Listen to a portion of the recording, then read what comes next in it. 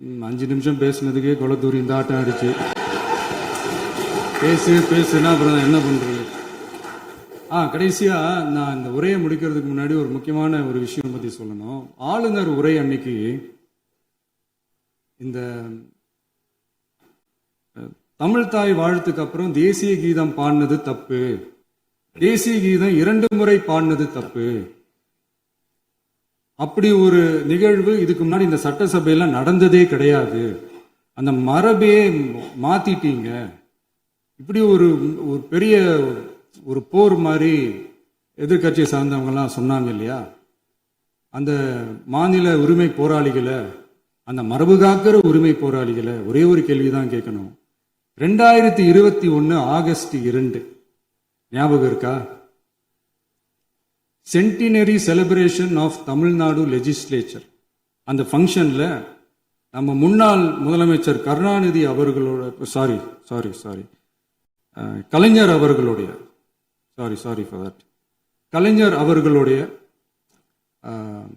புகைப்படத்தை மாண்புமிகு குடியரசுத் தலைவர் திறந்து வைக்கிற ஒரு ஃபங்க்ஷன்.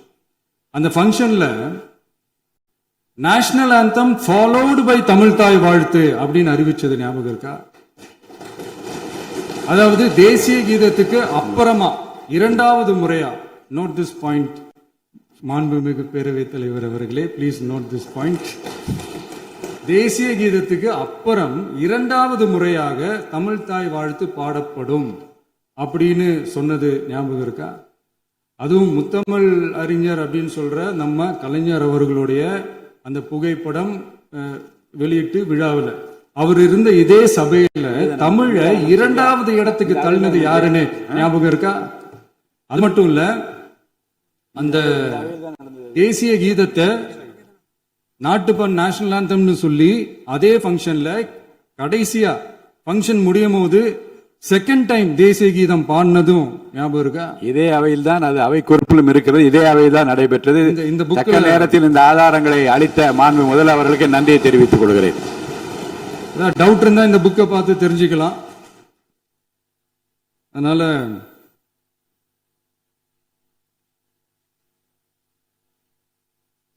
இதெல்லாம் கேட்டா என்ன சொல்லுவாங்கன்னா, அது ஜனாதிபதி கலந்துகிட்ட ஃபங்க்ஷன், அதெல்லாம் அப்படிதான், அதெல்லாம் கண்டுக்க கூடாது அப்படின்னு சொல்லுவாங்க. இதே மாதிரிதான் பேசுறது ஒண்ணு, செய்யறது ஒண்ணு, பேசுறது ஒண்ணு. இதெல்லாம் மக்கள் பார்த்துக்கிட்டு இருக்காங்க. எலெக்ஷனுக்கு முன்னாடி தான் அப்படி செஞ்சுக்கிட்டு இருந்தாங்க, இப்போ எலெக்ஷனுக்கு அப்புறம் அதே தான் செய்யறாங்க. இந்த விஜயையும் சாமானியர்களின் உண்மையான சமூக நீதி அரசையும் அவமானப்படுத்துறதுக்கு தான் அவங்களோட அந்த பொலிட்டிக்கல் சீனியாரிட்டி அது பயன்படுத்துது போல. சரி, செய்யட்டும், நல்லா செய்யட்டும். இப்போ ஆனாலும் நம்மளுடைய மாநில உரிமை, மொழி உரிமை, உத்தம உத்தரர் போல வேஷம் போடுற எதிர்கட்சிக்கு ஒன்றை மட்டும் ஆணித்தரமாக சொல்றோம். உங்களை மாதிரி தமிழ்னு சொல்லிக்கிட்டு, மொழி, பண்பாடு, கலாச்சாரம்னு சொல்லிக்கிட்டு ரெட்டை வேஷம் போடுறவங்க நாங்க கிடையாது. உலகெங்கும் வாழும் என் தமிழ் சொந்தங்களுக்கு நம்முடைய உத்தரவாதம் தமிழ் தான் எங்க உயிர் நாடி அப்படின்றத மறக்க மாட்டோம். இப்பவும் சொல்றோம், மாநில உரிமையில எப்பவும் உறுதியா இருப்போம். அதே சமயத்துல அரசியல் வேற, ஒன்றிய மாநில அரசுகளுக்கு இடையே இருக்கிற நிர்வாக அணுகுமுறை வேற. இதுல நாங்க ரொம்ப தெளிவா இருக்கிறோம்.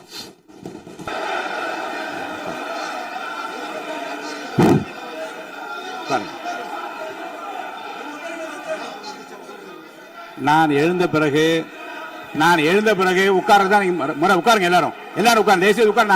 நான் அலோவ் பண்றேன், உட்காருங்க, அமைதியா உட்காருங்க, நான் அலோவ் பண்றேன், அமைதியா உட்காருங்க. அங்க இருந்து குரல் கொடுக்காதீங்க, உட்காருங்க.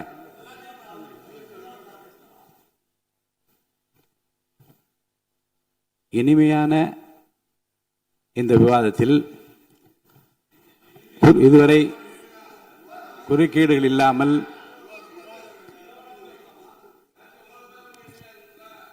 கொஞ்சம் அமைதியா இருங்க. மாண்புமிகு முதல்வர் அவர்கள் பேசி முடித்தவுடன் பாயிண்ட் ஆஃப் ஆர்டர் கேட்டிருக்கேன், நான் அனுமதிக்கிறேன். எதிர்கட்சி தலைவருக்கு மட்டும் நான் அனுமதி தருகிறேன். அவர் எழுந்து பேசலாம். மாண்பு முதலமைச்சர் நீங்க கண்டினியூ பண்ணி முடிக்கலாம். நீ எல்லாரும் எழுந்துச்சீங்கன்னா சரி வராது. உட்காருங்க, நான் சொல்லியிருக்கேன். உட்காருங்க உட்காருங்க உட்காருங்க.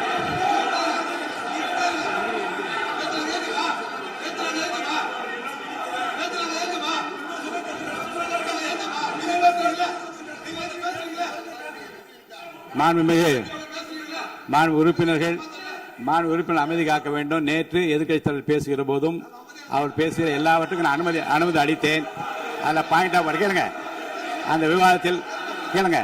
இப்போதும் மாண்புமிகு முதலமைச்சர் அவர்கள் பேசி முடித்த பிறகு நான் உங்களுக்கு அதுக்குரிய அவகாசத்தை தருகிறேன். நீங்க கேள்வி கேளுங்க. கேட்கிற உரிமையும் விளக்கத்தை பெற்றுக்கொள்ள உரிமை உங்களுக்கு இருக்கிறது.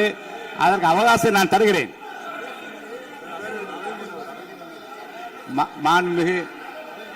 மாண்புமிகு உறுப்பினர் அமருங்க. நான் என் தீர்ப்பை சொல்லுகிறேன். மாண்புமிகு முதலமைச்சர் அவர்கள் பேசி முடித்தவுடன் எதிர்க்கட்சி தலைவருக்கு அந்த வாய்ப்பை நான் தருகிறேன். நிச்சயமா அந்த கேள்வி கேட்கலாம். உட்காருங்க எல்லாரும். பேரவை முன்னவர் பேசுங்க. மாண்பு பேரவைத் தலைவர் அவர்களே, இன்று இவர்கள் முயற்சி செய்வது அவர் ஆளுங்கட்சியாக இருக்கின்ற போது இருங்க, நான் சொல்லிடுறேன் பிளீஸ். ஒரே நிமிஷம் நான் சொல்லிடுறேன் பிளீஸ். ஆளும் கட்சியாக இருக்கின்ற போது நீங்கள் சொன்ன ஒரே வார்த்தை, நாங்கள் பேசி முடித்ததற்கு பிறகு குறிப்பிடுத்துவிட்டு நீங்கள் எந்த கேள்வி வேண்டுமானாலும் கேட்கலாம் என்று ஒரு முறையை நீங்கள் பின்பற்றினீர்கள். அதே முறையை இப்போது பின்பற்ற வேண்டும் என்று கேட்டுக்கொள்கிறேன். பள்ளிக்கல்வித்துறை அமைச்சர்.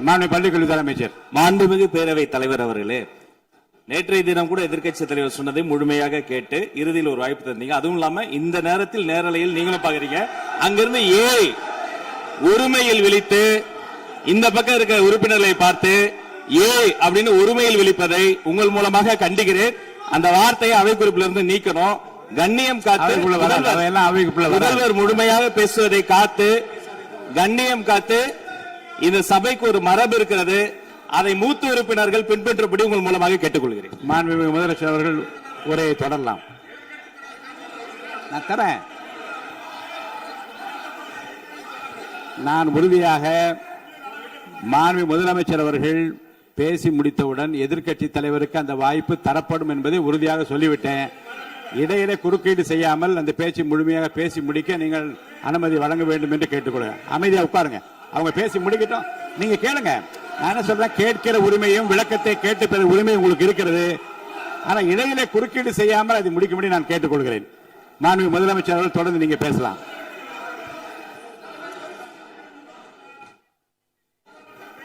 எதிர்க்கட்சி தலைவர் அவர்கள் உங்கள் கட்சியினுடைய உறுப்பினரை அமைதிப்படுத்த வேண்டும் என்று நான் கேட்டுக்கொள்கிறேன். உங்களுக்கு வாய்ப்பு தரவில்லை என்றால் அவர் எழுந்து நிற்பதில் நியாயம் இருக்கிறது. வாய்ப்பு தரப்போகிறேன். மாண்பு முதலமைச்சர் அவர்கள் பேசி முடித்தவுடன் உங்களுக்கு வாய்ப்பு தரப்படும். அது வரைக்கும் உங்களுடைய உறுப்பினரை அமைதி காக்க நீங்கள் தான் பார்த்துக் கொள்ள வேண்டும். மாண்பு அவை முன்னவர். மாண்பு பேரவைத் தலைவர் அவர்களே, அவர் அப்போது சொன்னது வேறு, இப்போது நடந்து கொள்கிற முறைகள் வேறாக இருக்கிறது. அன்றைக்கு அவர் சொல்லுகிற போது அமைச்சர் அத்தனை பேரும் பேசி முடித்ததற்கு பிறகு உங்களுடைய கருத்துக்கள் ஏதாவது மறுபடியும் தெரிவிக்கலாம். இப்போது பின்பற்றினால் நன்றாக இருக்கும். நீங்கள் அதற்காகத்தான் சொன்னீர்கள். முதலமைச்சர் பேசியதற்கு பிறகு எதிர்க்கட்சி தலைவர் அவர்கள் பேசுவதற்கு வாய்ப்பளிக்கிறோம் என்று சொல்லியிருக்கிறார்கள். ஆகவே தான் அந்த வாய்ப்பை நீங்கள் இல்ல அது பதில் சொல்லணும்னு கேட்டிருக்காங்க. பதில் சொல்லணும் சொல்லியிருக்காங்க. பதில் சொல்லினா தங்க பிரச்சனை இல்ல. அப்படி இல்ல. ஆகவே இல்ல நேற்றைய தினம் நீங்கள் அப்படி பேசிக்கொண்டது ஆறாவது இல்ல. நேற்றைய தினம் நீங்கள் பேசுகிற போது ஆறாவது குறுக்கிட்டார்களா? நீங்கள் பேசுகிற போது யாருமே குறுக்கிடவில்லை. நீங்க எவ்வளவு பேசினீர்கள், எவ்வளவு வார்த்தைகள் பேசினீர்கள் என்பதெல்லாம் எங்களுக்கு தெரியும். யாருமே அதில் குறுக்கிடவில்லை. இது முதலமைச்சர், எங்கள் முதலமைச்சர் எதிர்க்கட்சி தலைவர் பேசுகிற போது யாரும் குறுக்கிட வேண்டாம் என்று சொன்னார்கள். அதை நாங்கள் பின்பற்றினோம். ஆனால் இன்றைக்கு நீங்கள் பின்பற்றவில்லை என்பதால் வேதனையாக இருக்கிறார். முன்னவர் நேற்று எதிர்க்கட்சி தலைவர் பேசுகிற போது அடுக்கடுக்காக குற்றச்சாட்டுல வைத்தார். இப்போ அதற்குரிய மாண்புமிகு பொதுப்பணித்துறை அமைச்சர் கூட காலையில் அலுவலகத்தை சந்தித்து அவர்கள் சாட்டிய குற்றச்சாட்டுகளுக்கெல்லாம் ஆதாரங்களை எல்லாம் நான் கொண்டு வந்திருக்கிறேன் என்று சொன்னேன். நான் நேற்று அந்த விஷயம் நேற்றோடு முடிந்து விட்டது. ஆதாரங்களை கொடுங்கள். தக்க நேரத்தில் இதை பற்றி சொல்ல வேண்டிய நேர்ந்தால் நான் இதெல்லாம் ஆய்வு செய்து உரிய நேரத்தில் அவை குறிப்பில் ஏற்றுவதற்கு முன்பாக அவரிடம் காட்டி அதற்கு பிறகு அதை பற்றி முடிவெடுக்கும் என்று நான் சொன்னேன். இப்போதும் சொல்லுகிறேன், முதலமைச்சர் அவர்கள் பேசிக் கொண்டிருக்கிறார், பேசி முடிக்கட்டும். எதிர்க்கட்சி தலைவருக்கு உறுதியாக நான் வாய்ப்பு தருவேன். அவர் கேள்விகளை முன்வைக்கலாம், விளக்கங்களை பெறலாம். இப்போதைக்கு பேரவைத் தலைவர் என்ற முறையில் என்னுடைய முடிவு இதுதான். அவையில் இருக்கக்கூடிய உறுப்பினர்கள் அமரும்படி நான் கேட்டுக்கொள்கிறேன். முதலமைச்சர் அவர்கள் பேச வேண்டிய போ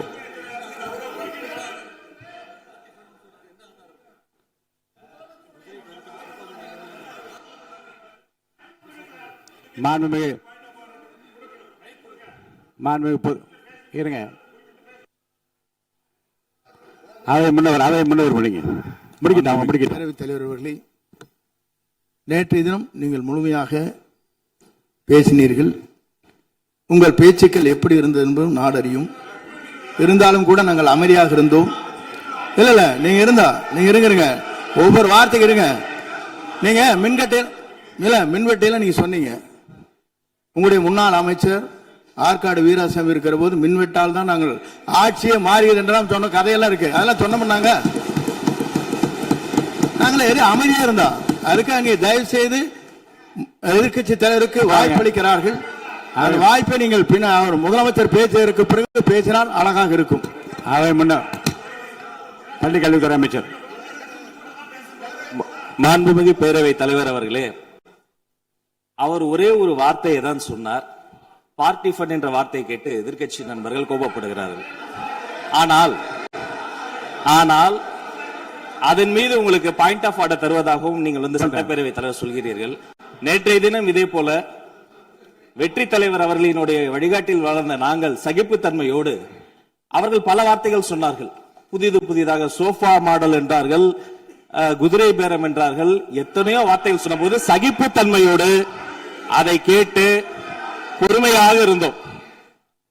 இவர்கள் குதிரை பேரம் எல்லாம் அவைக்குள் நீக்கப்பட்டு விட்டது. சரி, சோஃபா மாடல் என்று சொன்னார்கள்.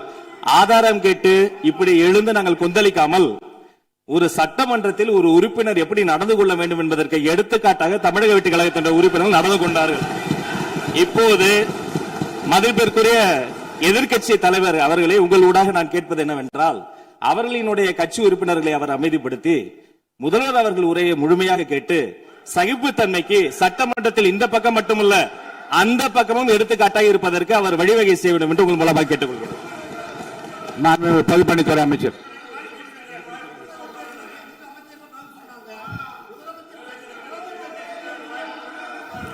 மாண்புமிகு பேரவைத் தலைவர் அவர்களே,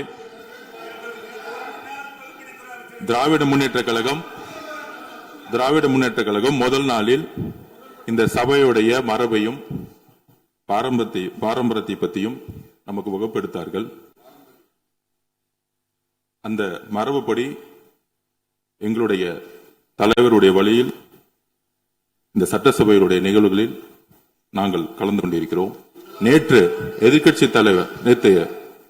தலைவர் பேசும் பொழுது எவ்வளவோ வார்த்தைகள் உண்மைக்கு புறம்பாக சட்டத்திற்கு எதிராக ஒரே நிமிஷம் பேசுறேன். சட்டத்திற்காக பேசும் பொழுது நாங்கள் அமைதியாக இருந்தோம். ஒரு 2-3 முறை தான் அவரு பேசும்போது மினிஸ்டர்கள் நின்னாங்க. ஆனா இன்னைக்கு மாண்புமிகு முதலமைச்சருடைய முதல் உரை, கடந்த 4 நாட்களாக திராவிட முன்னேற்ற கழகம் முதலமைச்சர் ஏன் பேசலன்னு சொல்லிட்டே இருந்தாங்க. இன்னைக்கு பேச ஆரம்பிச்ச உடனே அவர் சொன்ன வார்த்தை பார்ட்டி ஃபண்ட் சொன்னார். எந்த பார்ட்டின்னு சொல்ல, ஆனா அந்த வார்த்தைகள் சொல்லி முடிஞ்ச உடனே எதற்காக முதலமைச்சருடைய பேச்ச இவங்க குறுக்கிறாங்கன்னு தெரியல. நீங்கள் சொன்னதுபடி முதலமைச்சர் பேச வேண்டும். பேசிய பின்பு கருத்துகளுக்கு பதிலளிக்க அவர்கள் பதிலளிக்கும், நாங்களும் பதிலளிக்க தயாராக இருக்கிறது பதிவு பண்றோம். மாண்பு முதலமைச்சர் அவர்கள்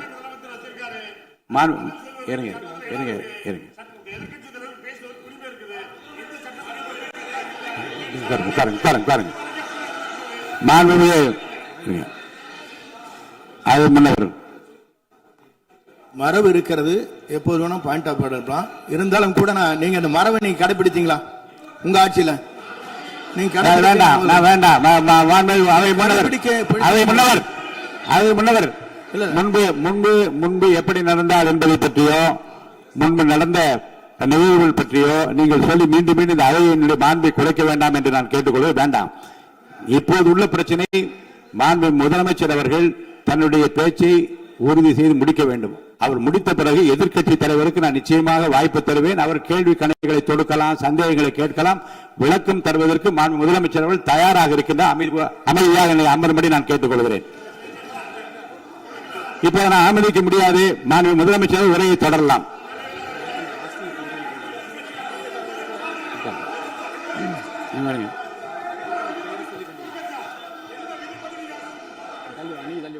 மாண்புமிகு உறுப்பினர் ஆஸ்தின் உங்க இடத்துல போய் உட்காருங்க. மாண்புமிகு உறுப்பினர் ஆஸ்தின், நீங்க ஒரு மூத்த உறுப்பினர், சபை விதிகளை நன்கு தெரிந்த ஒரு உறுப்பினர், நீங்க போய் இடத்துல உட்காருங்க. முதல்ல மாண்புமிகு முதலமைச்சர் அவர்கள் உரையை தொடரலாம். இப்போது எந்த விதமான பாயிண்ட் ஆஃப் ஆர்டர்